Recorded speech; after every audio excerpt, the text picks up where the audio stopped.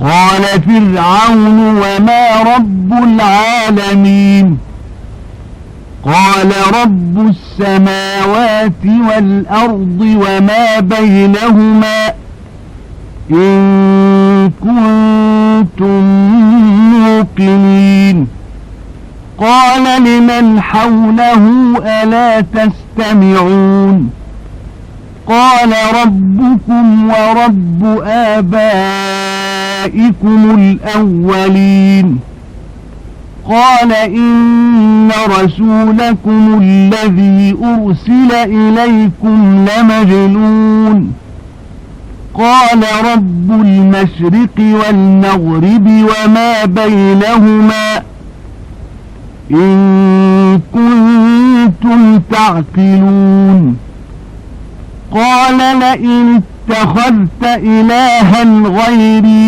لأجعلنك من المسجونين قال أولو جئتك بشيء مبين قال فأت به إن كنت من الصادقين فألقى عصاه فإذا هي ثعبان مبين ونزع يده فإذا هي بيضاء للناظرين. அதற்கு ஃபிரௌன் அகிலத்தாருக்கு ரப்பு யார் என்று கேட்டான். அதற்கு மூசா, நீங்கள் உறுதி கொண்டவர்களாக இருப்பின் வானங்களுக்கும் பூமிக்கும் இவ்விரண்டுக்கும் இடையே உள்ளவற்றுக்கும் ரப்பானவனே அகிலத்தாரின் இறைவன் ஆவான் என்று கூறினார். தன்னை சுற்றி இருந்தவர்களை நோக்கி, நீங்கள் இவர் சொல்வதை செவிமடுக்கின்றீர்கள் அல்லவா என்று ஃபிரௌன் கேட்டான். அப்போது மூசா, உங்களுக்கும் ரப்பு, உங்கள் முன்னவர்களான மூதாதையருக்கும் அவனே ரப்பு ஆவான் என கூறினார். அதற்கு ஃபிரௌன், நிச்சயமாக உங்களிடம் அனுப்பப்பட்டிருக்கிறாரே உங்களுடைய தூதர், அவர் ஒரு பைத்தியக்காரரே ஆவார் என கூறினான். அதற்கு மூசா, நீங்கள் உணர்ந்து கொள்பவர்களாக இருப்பீர்களாயின் அவனே கிழக்கிற்கும் மேற்கிற்கும் இன்னும் இவ்விரண்டிற்கும் இடையே இருப்பவற்றிற்கும் ரப்பு ஆவான் என கூறினார். அதற்கு ஃபிரௌன், நீர் என்னையன்றி வேறு நாயினை ஏற்படுத்திக் கொள்வீராயின் நிச்சயமாக உம்மை சிறைப்பட்டோரில் ஒருவராக நான் ஆக்கிவிடுவேன் என கூறினான். அதற்கு அவர், நான் உனக்கு தெளிவான அத்தாட்சி பொருளை கொண்டு வந்தாலுமா என்று கேட்டார். நீர் உண்மையாளராக இருப்பின் அதை நீர் கொண்டு வாரும் என ஃபிரௌன் பதில் கூறினார். ஆகவே அவர் தம் தடியை கீழே எறிந்தார். அது பெரியதொரு மலை பாம்பாகிவிட்டது. இன்னும் அவர் தம் கையை வெளியில் எடுத்தார். உடனே அது பார்ப்பவர்களுக்கு பளிச்சிடும் வெண்மையானதாக இருந்தது. قال للملأ حوله إن هذا لساحر عليم يريد أن يخرجكم من أرضكم بسحره فماذا تأمرون قالوا أرجه وأخاه وابعث في المدائن حاشرين يأتوك بكل سحار عليم فجمع السحرة لميقات يوم معلوم وقيل للناس هل أنتم مجتمعون لعلنا نتبع السحرة إن كانوا هم الغالبين فلما جاء السحرة قالوا لفرعون أئن لنا لأجرا إن كنا نحن الغالبين قال نعم وإنكم إذا لمن المقربين قال لهم موسى ألقوا ما أنتم ملقون فألقوا حبالهم وعصيهم وقالوا بعزة فرعون إنا لنحن الغالبون فألقى موسى عصاه فإذا هي تلقف ما يأفكون فألقي السحرة ساجدين قالوا آمنا برب العالمين رب موسى وهارون قال آمنتم له قبل أن آذن لكم إنه لكبيركم الذي علمكم السحر فلسوف تعلمون لأقطعن أيديكم وأرجلكم من خلاف ولأصلبنكم أجمعين قالوا لا ضير إنا إلى ربنا منقلبون إنا نطمع أن يغفر لنا ربنا خطايانا أن كنا أول المؤمنين ஃபிரௌன் தன்னை சூழ்ந்து நின்ற தலைவர்களை நோக்கி இவர் நிச்சயமாக திறமைமிக்க சூனியக்காரரே என்று கூறினான். இவர் தம் சூனியத்தை கொண்டு உங்களை உங்கள் நாட்டை விட்டும் வெளியேற்ற நாடுகிறார். எனவே இதை பற்றி நீங்கள் கூறும் யோசனை என்று கேட்டான். அதற்கு அவர்கள் அவருக்கும் அவருடைய சகோதரருக்கும் சிறிது தவணை கொடுத்துவிட்டு பல பட்டினங்களுக்கு சூனியக்காரர்களை திரட்டிக் கொண்டு வருவோரை அனுப்பி வைப்பீராக. அவர்கள் சென்று சூனியத்தில் மகா வல்லவர்களையெல்லாம் உம்மிடம் கொண்டு வருவார்கள் என்று கூறினார்கள். அவ்வாறே சூனியத்தில் மகா வல்லவர்களையெல்லாம் நன்கு அறியப்பட்ட ஒரு நாளில் குறிப்பிட்ட வேளையில் ஒன்று திரட்டப்பட்டார்கள். இன்னும் மக்களிடம் குறித்த நேரத்தில் நீங்கள் எல்லோரும் வந்து கூடுபவர்களா என்று கேட்கப்பட்டது. ஏனென்றால் சூனியக்காரர்கள் வெற்றியடைந்தால் நாம் அவர்களை பின்பற்றக்கூடும் என்றும் கூறப்பட்டது. ஆகவே சூனியத்தில் மகா வல்லவர்களெல்லாம் சேர்ந்தவுடன் அவர்கள் ஃபிரௌனை நோக்கி, பின்னமாக நாங்கள் மூசாவை வென்றுவிட்டால் நிச்சயமாக எங்களுக்கு அதற்குரிய வெகுமதி கிடைக்கும் அல்லவா என்று கேட்டார்கள். ஆம், உங்களுக்கு வெகுமதி கிடைக்கும். இன்னும் நிச்சயமாக நீங்கள் எனக்கு நெருக்கமானவர்கள் ஆகிவிடுவீர்கள் என்று அவன் கூறினான். மூசா அவர்களை நோக்கி, நீங்கள் எறியக்கூடியதை எறியுங்கள் என்று கூறினார். ஆகவே அவர்கள் தங்கள் கயிறுகளையும் தடிகளையும் எறிந்து ஃபிரௌனுடைய சிறப்பின் மீது ஆணையாக நாமே வெற்றி அடைவோம் என்று கூறினார்கள். பிறகு மூசா தம் கைத்தடியை கீழே எறிந்தார். உடன் அது பெரும் பாம்பாகி அவர்களுடைய பொய் பாம்புகளை விழுங்கிவிட்டது. இதை பார்த்தவுடன் மகா வல்லவர்களான அச்சூனியக்காரர்கள் சிரம்பணிந்து சஜிதா செய்து, அகிலங்களுக்கு எல்லாவற்றிற்கும் இறைவனாம் ரப்பின் மீது நிச்சயமாக நாங்கள் ஈமான் கொண்டோம், அவனே மூசாவுக்கும் ஹாரூனுக்கும் இறைவனாவான் என்று கூறினார். அதற்கு ஃபிரௌன் அவர்களை நோக்கி, உங்களுக்கு நான் அனுமதி கொடுப்பதற்கு முன்னரே நீங்கள் அவரிடம் ஈமான் கொண்டு விட்டீர்களா? நிச்சயமாக இவர் உங்களுக்கு சூனியத்தை கற்றுக் கொடுத்த உங்களை விட பெரியவராக அவர் இருக்கிறார். ஆகவே வெகு சீக்கிரத்தில் நீங்கள் இதன் விளைவை தெரிந்து கொள்வீர்கள். நிச்சயமாக நான் மாறுகை மாறுகால் வாங்கி உங்கள் யாவரையும் சிலுவையில் அறைந்து கொன்று விடுவேன் என கூறினான். அவ்வாறாயின் அதனால் எங்களுக்கு எந்த கெடுதியும் இல்லை. நிச்சயமாக நாங்கள் எங்கள் இறைவனிடம்தான் திரும்பிச் செய்வோம் என கூறினார்கள். அன்றியும் மூமீன்கள் ஆனவர்களில் நாங்கள் முதன்மையானவர்களாக இருப்பதினால் எங்கள் ரப்பு எங்கள் குற்றங்களை எங்களுக்கு மன்னித்து விடுவான் என்று நாங்கள் ஆதரவு வைக்கின்றோம் என்றும் கூறினார்கள்.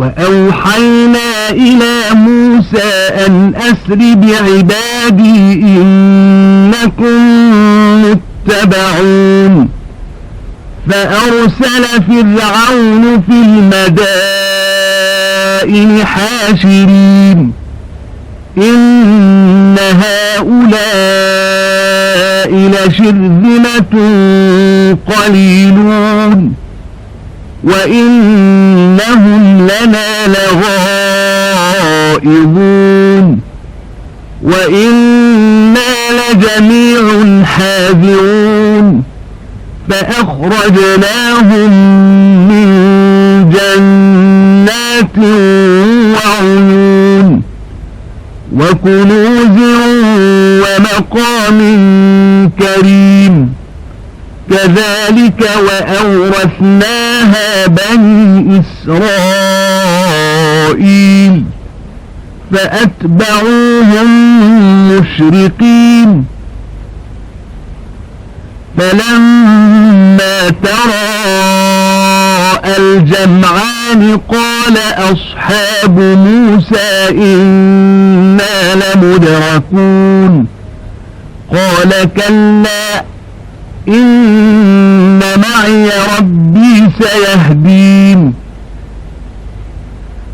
فأوحينا إلى موسى أن اضرب بعصاك البحر فانفلق فكان كل فرق كالطود العظيم وأزلفنا ثم الآخرين وأنجينا موسى ومن معه أجمعين ثم أغرقنا الآخرين إن في ذلك لآية وما كان أكثرهم مؤمنين وإن ربك لهو العزيز الرحيم. மேலும் நீர் என் அடியார்களை அழைத்துக் கொண்டு இரவோடு இரவாக சென்றுவிடும், நிச்சயமாக நீங்கள் பின் தொடரப்படுவீர்கள் என்று நாம் மூசாவுக்கு வகி அறிவித்தோம். அவ்வாறு அவர்கள் சென்றதும் ஃபிரௌன் ஆட்களை திரட்டுபவர்களை பட்டணங்களுக்கு அனுப்பி வைத்தான். நிச்சயமாக இவர்கள் மிகவும் சொற்ப தொகையினர்தான். நிச்சயமாக இவர்கள் நம்மை பெரும் கோபத்திற்கு உள்ளாக்கிவிட்டனர். இன்னும் நிச்சயமாக நாம் எச்சரிக்கையுடன் ஆயுத பாணிகளான பெரும் தொகையினர் என்று ஃபிரௌன் அறிவிக்கச் செய்தான். அப்போது நாம் அவர்களை தோட்டங்களை விட்டும் துறவுகளை விட்டும் வெளியேற்றிவிட்டோம். இன்னும் அவர்களுடைய பொக்கிஷங்களை விட்டும் கண்ணியமான வீடுகளை விட்டும் அவர்களை வெளியேற்றினோம். அவ்வாறுதான் அவர்களை நடத்தினோம். அத்துடன் பனோ இஸ்ராயேல்களை அவற்றுக்கு வாரிசுகளாகவும் நாம் ஆக்கினோம். பிறகு சூரியன் உதிக்கும் நேரத்தில் ஃபிரௌனின் கூட்டத்தார் இவர்களை பின்தொடர்ந்தார்கள். இவ்விரு கூட்டத்தினரும் ஒருவரை ஒருவர் கண்டபோது நிச்சயமாக நாம் பிடிபட்டோம் என்று மூசாவின் தோழர்கள் கூறினர். அதற்கு மூசா, ஒரு காலும் இல்லை, நிச்சயமாக என் ரப்பு என்னுடன் இருக்கிறான், எனக்கு சீக்கிரமே அவன் வழிகாட்டுவான் என்று கூறினார். உன் கைத்தடியினால் இந்த கடலை நீர் அடியும் என மூசாவுக்கு வகி அறிவித்தோம். அவ்வாறு அடித்ததும் கடல் பிளந்தது. பிளவுண்ட ஒவ்வொரு பகுதியும் பெரும் மலை போன்று ஆகிவிட்டது. பின்தொடர்ந்து வந்த மற்றவர்களையும் நாம் நெருங்கச் செய்தோம். மேலும் நாம் மூசாவையும் அவருடன் இருந்த அனைவரையும் காப்பாற்றினோம். பிறகு மற்றவர்களை ஃபிரௌனின் கூட்டத்தாரை நாம் மூழ்கடித்து விட்டோம். நிச்சயமாக இதிலே அத்தாட்சி இருக்கிறது. எனினும் அவர்களில் பெரும்பாலோர் நம்பிக்கை கொள்பவர்களாக இல்லை. நபியே, நிச்சயமாக உம்முடைய ரப்பு யாவரையும் மிகைத்தவனாகவும் கிருபை உடையவனாகவும் இருக்கின்றான். واتل عليهم نبأ إبراهيم إذ قال لأبيه وقومه ما تعبدون قالوا نعبد أصناما فنظل لها عاكفين قال هل يسمعونكم إذ تدعون أو ينفعونكم أو يضرون قالوا بل وجدنا آباءنا كذلك يفعلون قال أفرأيتم ما كنتم تعبدون أنتم وآباؤكم الأقدمون فإنهم عدو لي إلا رب العالمين الذي خلقني فهو يهدين والذي هو يطعمني ويسقين وإذا مرضت فهو يشفين والذي يميتني ثم يحيين والذي أطمع أن يغفر لي خطيئتي يوم الدين رب هب لي حكما وألحقني بالصالحين واجعل لي لسان صدق في الآخرين واجعلني من ورثة جنة النعيم واغفر لأبي إنه كان من الضالين ولا تخزني يوم يبعثون يوم لا ينفع مال ولا بنون إلا من أتى الله بقلب سليم. இன்னும் நீர் இவர்களுக்கு இப்ராஹீமின் சரிதையையும் ஓதி காண்பிப்பீராக. அவர் தம் தந்தையையும் தன் சமூகத்தவரையும் நோக்கி நீங்கள் எதை வணங்குகிறீர்கள் என்று கேட்டபோது அவர்கள் நாங்கள் சிலைகளை வணங்குகிறோம், நாம் அவற்றின் வணக்கத்திலேயே நிலைத்திருக்கிறோம் என்று கூறினார்கள். அதற்கு இப்ராஹீம் கூறினார், நீங்கள் அவற்றை அழைக்கும் போது அவை காது கொடுத்து கேட்கின்றனவா, அல்லது அவை உங்களுக்கு நன்மை செய்கின்றனவா அல்லது தீமை செய்கின்றனவா எனவும் கேட்டார். அப்போது அவர்கள் இல்லை, எங்கள் மூதாதையர் இவ்வாறே வழிபாடு செய்ய நாங்கள் கண்டோம் என்று கூறினார்கள்.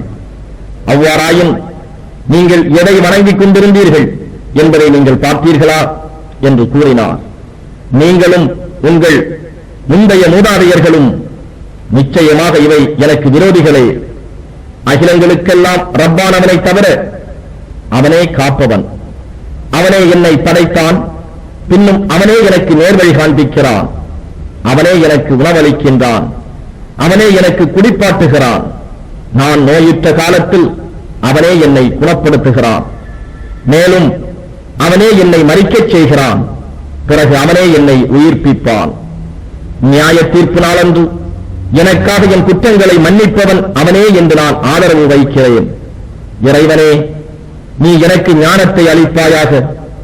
மேலும் சாலிகானவர்களுடன் நல்லவர்களுடன் என்னை சேர்த்து வைப்பாயாக.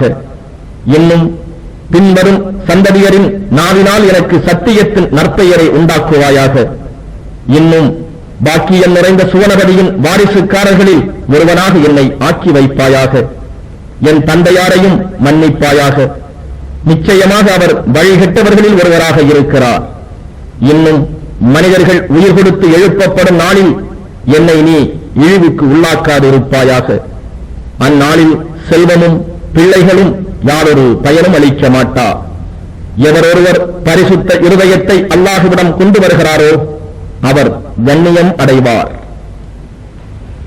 وَأُزْلِفَتِ الْجَنَّةُ لِلْمُتَّقِينَ وَبُرِّزَتِ الْجَحِيمُ لِلْغَاوِينَ وَقِيلَ لَهُمْ أَيْنَ مَا كُنتُمْ تَعْبُدُونَ وَقِيلَ لَهُمْ أَيْنَ مَا كُنتُمْ تَعْبُدُونَ مِن دُونِ اللَّهِ هَلْ يَنصُرُونَكُمْ أَوْ يَنتَصِرُونَ فَكُبْكِبُوا فِيهَا هُمْ وَالْغَاوُونَ وَجُنُودُ إِبْلِيسَ أَجْمَعُونَ قَالُوا وَهُمْ فِيهَا يَخْتَصِمُونَ تَاللَّهِ إِن كُنَّا لَفِي ضَلَالٍ مُبِينٍ إِذْ نُسَوِّيكُم بِرَبِّ الْعَالَمِينَ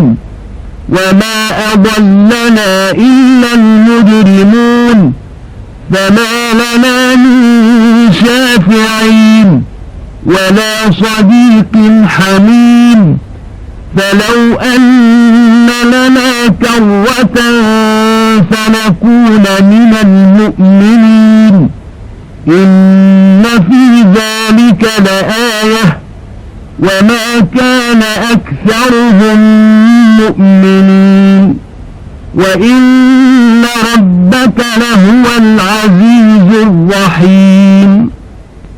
பயபக்தி உடையவர்களுக்கு அருகில் சுவனபதி கொண்டு வரப்படும். வழி தவறியவர்களுக்கு எதிரே நரகம் கொண்டு வரப்படும். இன்னும் அவர்களிடம் கூறப்படும், நீங்கள் வணங்கி வழிபட்டவை எங்கே என்று. அல்லாஹ்வை அன்றி மற்றவற்றை வணங்கினீர்களே, இப்போது அவை உங்களுக்கு உதவி செய்யுமா அல்லது தங்களுக்கு தாங்களேனும் உதவி செய்து கொள்ளுமா? பின்னர் அவை முகங்குப்புற நரகத்தில் தள்ளப்படும். அவையும் அவற்றை வணங்கி வழிதவறி போனவர்களும் இப்லீஸின் சேனைகளும் ஆகிய எல்லோரும் கூட்டாக அவ்வாறு தள்ளப்படுவார்கள். அதில் அவர்கள் தங்களுக்குள் தர்க்கித்துக் கொண்டு கூறுவார்கள், அல்லாஹுவின் மீது ஆணையாக நாம் வெளிப்படையான வழிகேட்டிலேயே இருந்தோம். உங்களை நாங்கள் அகிலங்களுக்கெல்லாம் ரப்பாக இருப்பவனுடன் சரிசமானம் உள்ளவையாக ஆக்கி வைத்தோமே. அப்போது இந்த குற்றவாளிகள் தாம் எங்களை வழிகெடுத்தவர்கள். ஆகவே எங்களுக்காக பரிந்து பேசுவோர் இன்று எவரும் இல்லை, அனுதாபமுள்ள உற்ற நண்பனும் இல்லை. நாங்கள் உலகத்துக்கு மீண்டும் செல்ல வழி கிடைக்குமாயின் நிச்சயமாக நாங்கள் மூமீன்களாகி விடுவோமே என்றும் கூறுவார்கள். நிச்சயமாக இதில் ஓர் அத்தாட்சி இருக்கிறது. எனினும் அவர்களில் பெரும்பாலோர் நம்பிக்கையை கொள்வதில்லை. மேலும் நிச்சயமாக உங்கள் ரப்பு யாவரையும் மிகைத்தோனாகவும் கிருபை உடையவனாகவும் இருக்கின்றான்.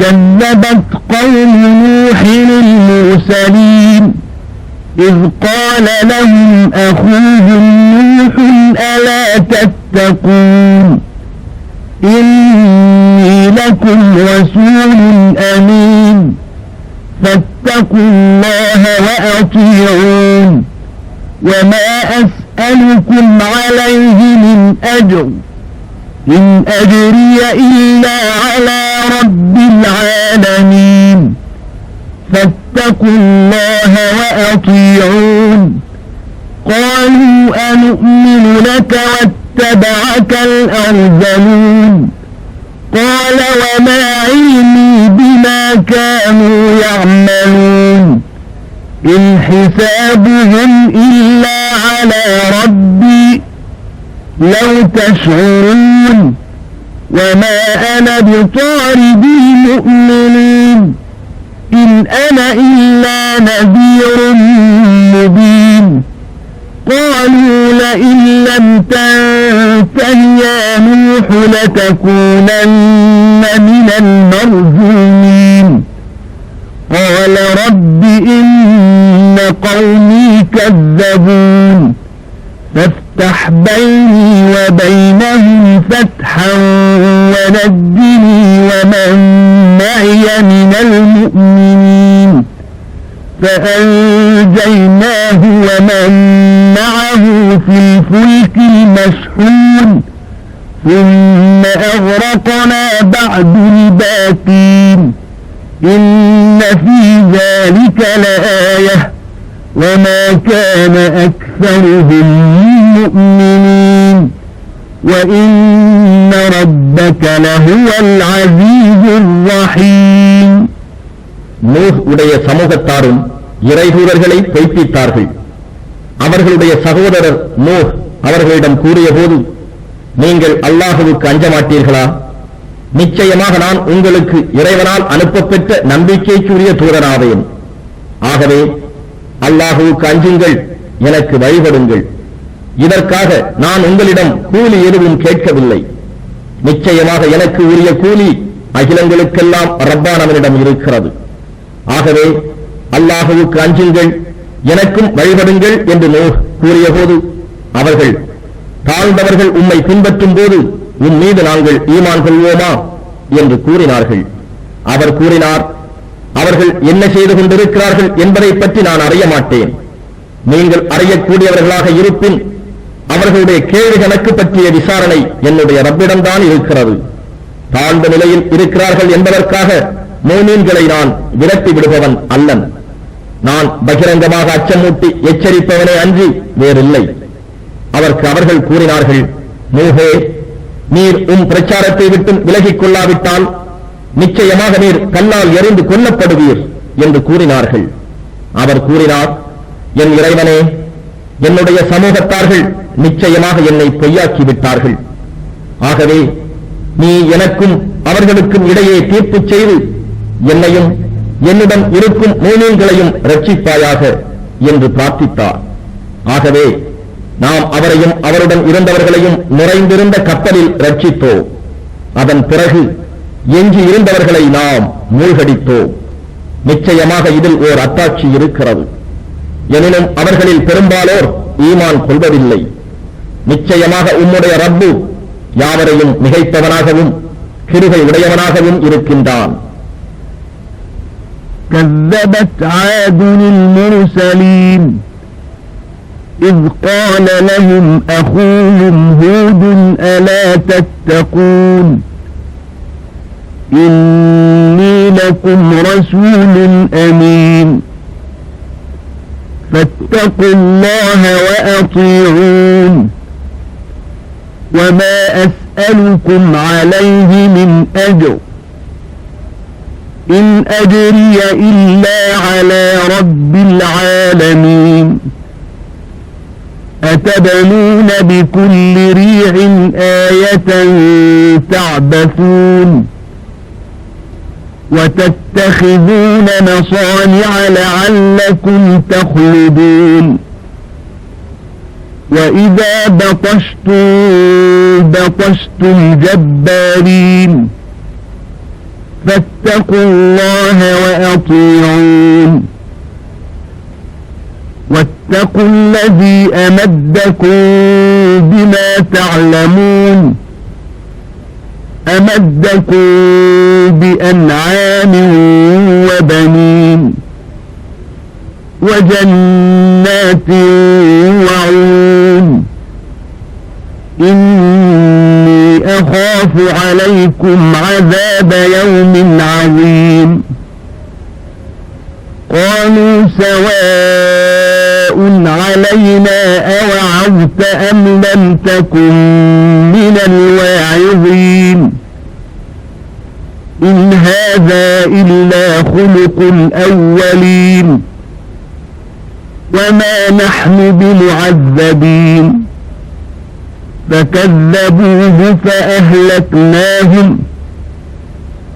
إن في ذلك لآية وما كان أكثرهم مؤمنين وإن ربك لهو العزيز الرحيم. ஆது கூட்டத்தினரும் இறைதூதர்களை பொய்ப்பித்தனர். அவர்களிடம் அவர்களுடைய சகோதரர் ஹூத், நீங்கள் இறைவனை அஞ்சமாட்டீர்களா என்று கூறிய போது, நிச்சயமாக நான் உங்களுக்கு நம்பிக்கைக்கு உரிய இறைதூதன் ஆவேன். ஆகவே நீங்கள் அல்லாஹுவுக்கு அஞ்சுங்கள், எனக்கு வழிபடுங்கள். மேலும் இதற்காக நான் உங்களிடம் யாரொரு கூலியும் கேட்கவில்லை.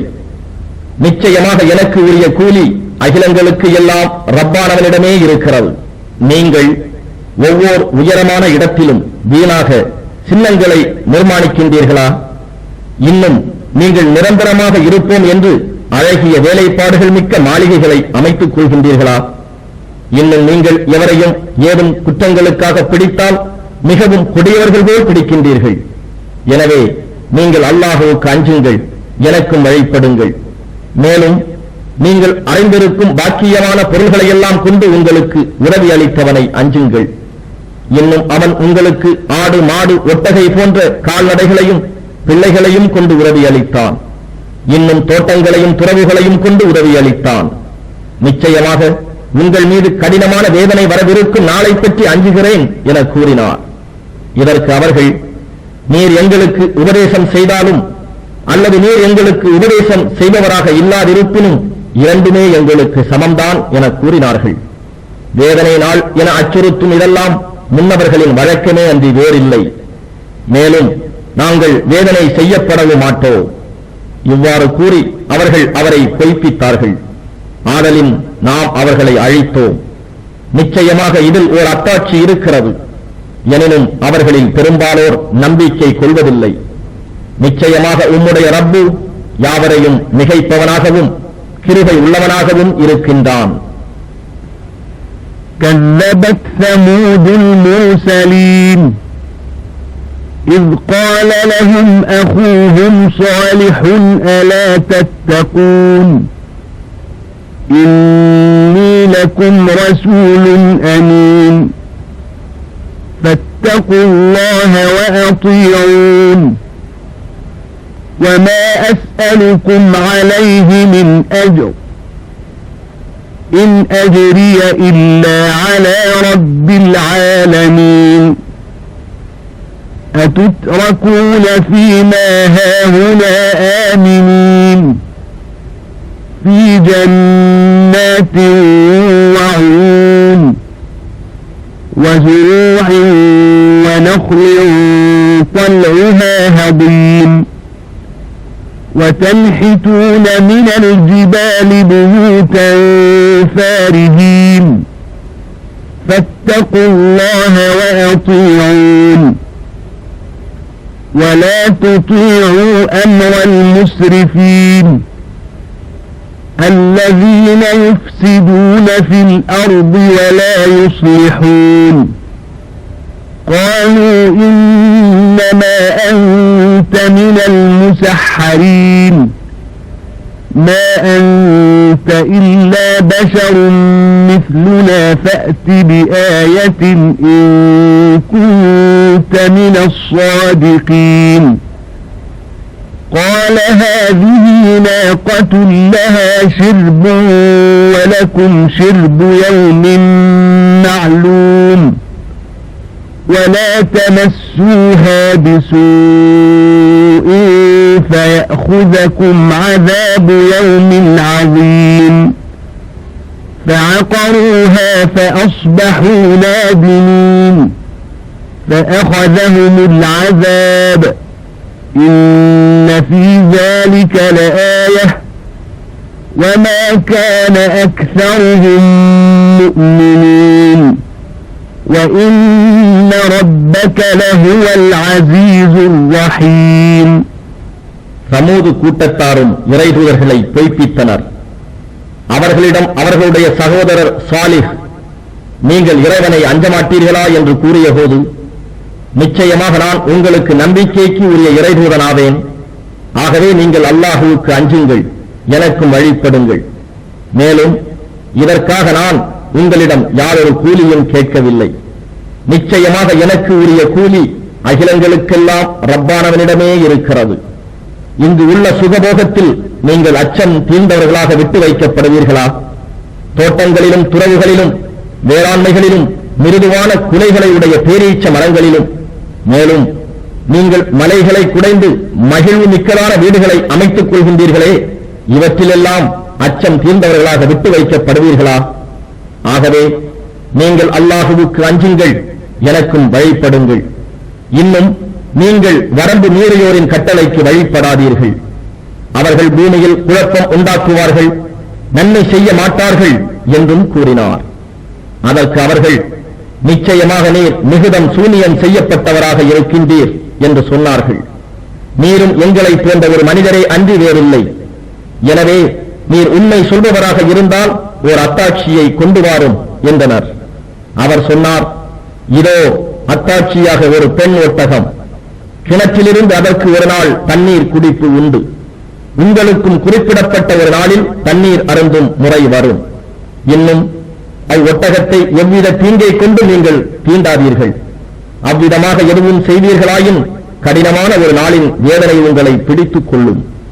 இவ்வாறு எச்சரிக்கப்பட்டிருந்தும் தண்ணீர் குடிக்கப் போன ஒட்டகையின் கால் நரம்பை அவர்கள் தரைத்து விட்டார்கள். அதன் பின் கைசேதப்பட்டு வருந்தினார்கள். ஆகவே வேதனை அவர்களை பிடித்துக் கொண்டது. நிச்சயமாக இதிலே ஓர் அத்தாட்சி இருக்கிறது. எனினும் அவர்களில் பெரும்பாலோர் நம்பிக்கை கொள்வதில்லை. மேலும் நிச்சயமாக உம்முடைய ரப்பு யாவரையும் மிகைப்பவனாகவும் கிருபை உள்ளவனாகவும் இருக்கின்றான். كذبت قوم لوط المرسلين إذ قال لهم أخوهم لوط ألا تتقون إني لكم رسول أمين فاتقوا الله وأطيعون وما أسألكم عليه من أجر إن أجري إلا على رب العالمين أتأتون الذكران من العالمين وتذرون ما خلق لكم ربكم من أزواجكم بل أنتم قوم عادون قالوا لئن لم تنته يا لوط لتكونن من المخرجين قال إني لعملكم من القالين رب نجني وأهلي مما يعملون فنجيناه وأهله أجمعين إلا عجوزا في الغابرين ثم دمرنا الآخرين وأمطرنا عليهم مطرا فساء مطر المنذرين إن في ذلك لآية وما كان أكثرهم مؤمنين وإن ربك لهو العزيز الرحيم லூத் உடைய சமூகத்தாரும் இறை தூதர்களை பொய்ப்பித்தனர். அவர்களிடம் அவர்களுடைய சகோதரர் லூத், நீங்கள் இறைவனை அஞ்சமாட்டீர்களா என்று கூறிய போது, நிச்சயமாக நான் உங்களுக்கு நம்பிக்கைக்குரிய இறை தூதனாவேன். ஆகவே நீங்கள் அல்லாஹுவுக்கு அஞ்சுங்கள், எனக்கும் வழிபடுங்கள். மேலும் இதற்காக நான் உங்களிடம் யாதொரு கூலியும் கேட்கவில்லை. நிச்சயமாக எனக்கு உரிய கூலி அகிலங்களுக்கெல்லாம் ரப்பானவனிடமே இருக்கிறது. உலகத்தார்களில் நீங்கள் ஆடவர்களிடம் கெட்ட நோக்கோடு நெருங்குகின்றீர்களா? இன்னும் உங்கள் ரப்பு உங்களுக்காக படைத்துள்ள உங்கள் மனைவிமார்களை விட்டு விடுகிறீர்கள். இல்லை, நீங்கள் வரம்பு கடந்த சமூகத்தாராக இருக்கின்றீர்கள். அதற்கு அவர்கள், லூத்தே, இப்பேச்சையெல்லாம் விட்டு நீர் விலகிக் கொள்ளாவிட்டால் நிச்சயமாக நீர் இங்கிருந்து வெளியேற்றப்படுவீர் என கூறினர். அவர் கூறினார், நிச்சயமாக நான் உங்கள் செயல்களை கடுமையாக வெறுப்பவனாக இருக்கிறேன். என் இறைவனே, என்னையும் என் குடும்பத்தாரையும் அவர்கள் செய்யும் தீச்செயல்களை விட்டும் காப்பாயாக என பிரார்த்தித்தார். அவ்வாறே நாம் அவரையும் அவர் குடும்பத்தார் யாவரையும் காத்துக் கொண்டோம். பின்னால் தங்கிவிட்டவர்களிடையே இருந்துவிட்ட லூத்தின் மனைவியான கிழவியை தவிர்த்து பின்னர் நாம் மற்றவர்களை அழைத்து விட்டோம். இன்னும் நாம் அவர்கள் மீது கல்மாறி பொழியச் செய்தோம். அச்சமூட்டி எச்சரிக்கப்பட்ட ஆனால் அதை புறக்கணித்தவர்கள் மீது அக்கல்மாறி மிகவும் கெட்டதாக இருந்தது. நிச்சயமாக இதிலேயே ஒரு அத்தாட்சி இருக்கிறது. எனினும் அவர்களில் பெரும்பாலோர் நம்பிக்கை கொள்வதில்லை. மேலும் நிச்சயமாக உம்முடைய ரப்பு யாவரையும் மிகைப்பவனாகவும் கிருபை உடையவனாகவும் இருக்கின்றான். كذب أصحاب الأيكة المرسلين إذ قال لهم شعيب ألا تتقون إني لكم رسول أمين فاتقوا الله وأطيعون وما أسألكم عليه من أجر إن أجري إلا على رب العالمين أوفوا الكيل ولا تكونوا من المخسرين وزنوا بالقسطاس المستقيم ولا تبخسوا الناس أشياءهم ولا تعثوا في الأرض مفسدين واتقوا الذي خلقكم والجبلة الأولين قالوا إنما أنت من المسحرين وما أنت إلا بشر مثلنا وإن نظنك لمن الكاذبين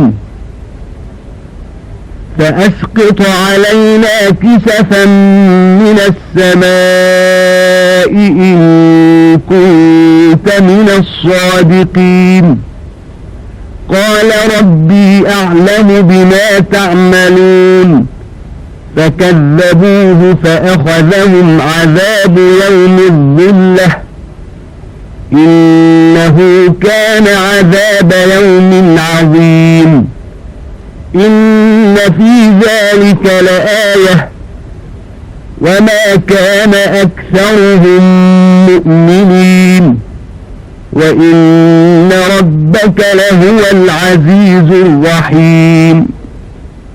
தோப்புவாசிகளும் இறைதூதர்களை பொய்ப்படுத்தினார்கள். ஷுஐப் அவர்களிடம், நீங்கள் இறைவனுக்கு அஞ்ச மாட்டீர்களா என கூறிய போது, நிச்சயமாக நான் உங்களுடைய நம்பிக்கைக்கு உரிய இறைதூதனாவேன். ஆகவே அல்லாஹுவுக்கு அஞ்சுங்கள், எனக்கும் வழிபடுங்கள். மேலும் இதற்காக நான் உங்களிடம் யாதொரு கூலியும் கேட்கவில்லை.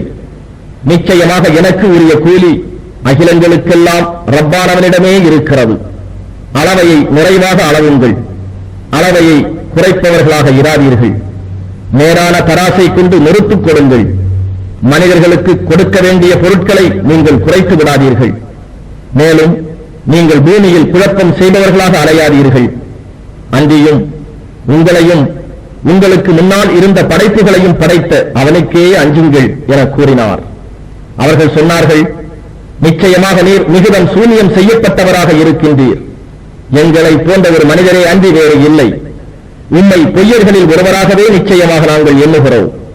எனவே நீர் உண்மை சொல்பவராக இருந்தால் வானத்திலிருந்து ஒரு துண்டை எங்கள் மீது விழும்படி செய்யும். நீங்கள் செய்து கொண்டிருப்பதை என் ரப்பு நன்கு அறிவான் என்று அவர் கூறினார். பின்னரும் அவர்கள் அவரை பொய்ப்பித்தனர். ஆகவே அடர்ந்து இருண்ட மேகத்து உடைய ஒரு நாளின் வேதனை அவர்களை பிடித்துக் கொண்டது. நிச்சயமாக அது கடினமான நாளின் வேதனையாகவே இருந்தது. நிச்சயமாக இதிலே ஒரு அத்தாட்சி இருக்கிறது. எனினும் அவர்களில் பெரும்பாலோர் நம்பிக்கை கொள்வதில்லை. மேலும் நிச்சயமாக ரப்பு யாவரையும் மிகைப்பவனாகவும் கிருபை உடையவனாகவும் இருக்கின்றான்.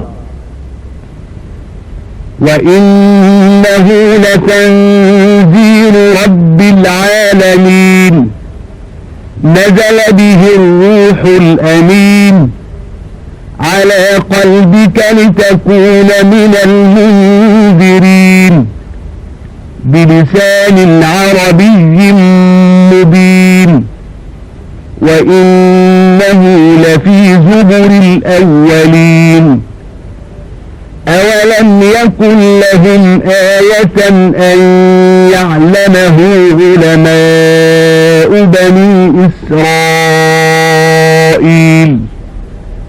وَلَوْ نَزَّلْنَاهُ عَلَى بَعْضِ الْأَعْجَمِينَ فَقَرَأَهُ عَلَيْهِمْ مَا كَانُوا بِهِ مُؤْمِنِينَ كَذَلِكَ سَلَكْنَاهُ فِي قُلُوبِ الْمُجْرِمِينَ لَا يُؤْمِنُونَ بِهِ حَتَّى يَرَوْا الْعَذَابَ الْأَلِيمَ فَيَأْتِيَهُم بَغْتَةً وَهُمْ لَا يَشْعُرُونَ فَيَقُولُوا هَلْ نَحْنُ مُنظَرُونَ أَفَبِعَذَابِنَا يَسْتَعْجِلُونَ أَفَرَأَيْتَ إِن مَّتَّعْنَاهُمْ سِنِينَ ثُمَّ جَاءَهُم مَّا كَانُوا يُوعَدُونَ مَا أَغْنَىٰ عَنْهُم مَّا كَانُوا يُمَتَّعُونَ. மேலும் நிச்சயமாக இந்த வேதமானது அகிலங்களுக்கெல்லாம் ரப்பாகிய அவனால் இறக்கி வைக்கப்பெற்றது. ரூஹுல் அமீன் என்னும் ஜிப்ரயீல் இதை கொண்டு இறங்கினார். நபியே, அச்சம் ஊட்டி எச்சரிப்பவராக நீர் இருப்பதற்காக இதை உன் இதயத்தின் மீது இவ்வேதத்தை இறக்கினார் தெளிவான அரபி மொழியில். நிச்சயமாக இது முன்னோர்களின் வேதங்களிலும் அறிவிக்கப்பட்டிருக்கிறது. பனு இஸ்ராயேல்களில் உள்ள அறிஞர்கள் இதை பற்றி நன்கு அறிந்திருப்பதே அவர்களுக்கு அத்தாட்சி அல்லவா? இன்னும் நாம் இதனை அஜமிகளில் அரபி அல்லாத ஒருவர் மீது இறக்கி வைத்திருப்போமாயின், அவரும் இதை அவர்களுக்கு ஓடி காட்டி இருப்பாராயின், அவர்கள் இதன் மீது நம்பிக்கை கொண்டோராக இருக்க மாட்டார்கள். இவ்வாறே நாம் குற்றவாளிகளின் இதயங்களிலும் புகுத்துகிறோம். நோவினை செய்யும் வேதனையை காணும் வரை அவர்கள் அதில் நம்பிக்கை கொள்ள மாட்டார்கள். எனவே அவர்கள் அறிந்து கொள்ளாத நிலையில் அவ்வேதனையானது திடீரென அவர்களிடம் வரும். அப்பொழுது அவர்கள், எங்களுக்கு சிறிது காலம் அவகாசம் கொடுக்கப்படுமா என்று கேட்பார்கள். நாம் கொடுக்கவிருக்கும் வேதனைக்காகவா அவர்கள் அவசரப்படுகிறார்கள்? நீர் பார்த்தீரா, நாம் அவர்களை பல ஆண்டுகள் வரை இவ்வுலகில் சுகித்துக் கொண்டிருக்க செய்தாலும் பின்னர் அவர்களுக்கு வாக்களிக்கப்பட்ட வேதனையானது அவர்களுக்கு வந்துவிட்டால் அவர்கள் இவ்வுலகில் சுகித்துக் கொண்டிருந்தது அவர்களுக்கு பயன் தராது.